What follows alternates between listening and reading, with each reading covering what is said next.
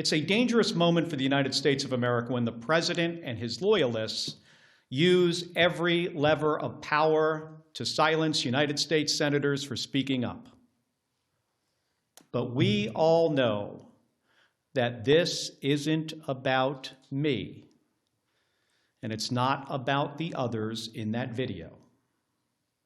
They're trying to send a message to retired service members, to government employees, to members of the military, to elected officials, and to all Americans who are thinking about speaking up.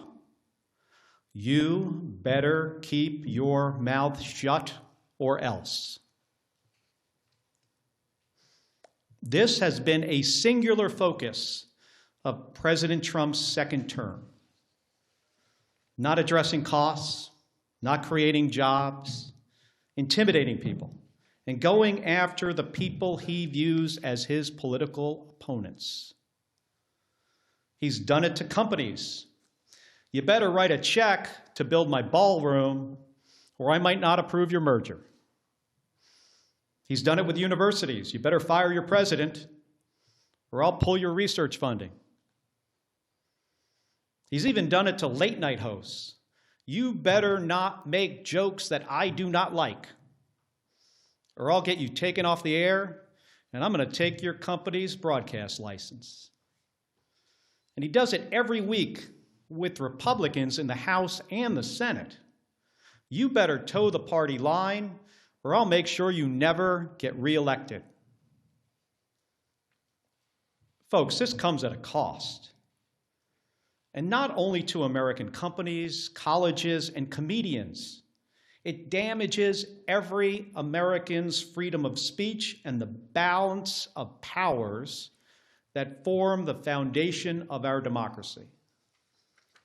Because when Republicans in Congress are too afraid to disagree with this president, it means that his bad ideas go unchallenged. He has slapped reckless tariffs on countries across the globe, skyrocketing the cost of everything from groceries to school supplies. Republicans historically, well, at least a year ago, they hated tariffs. But when it comes to voting to undo them, they are too afraid of Donald Trump. So Americans pay more for just about everything because of spineless politicians. It's the same with healthcare costs. There are Republicans in the House and the Senate who really want to do something to prevent these healthcare premiums from spiking for millions of Americans. The solutions are simple, but President Trump says he doesn't want to, so nothing happens. Nothing except a government shutdown. It goes on and on. The president has gone too far. Everybody needs to wake up. The occupant of the Oval Office is ignorant to the Constitution and has no regard for the rule of law. Trying to silence me, in proposing to court-martial me, in threatening to kill me, for fighting back when our democracy demands that we must fight back. President Trump has crossed a line. And this time, it's not going to work. I will not be intimidated by this president.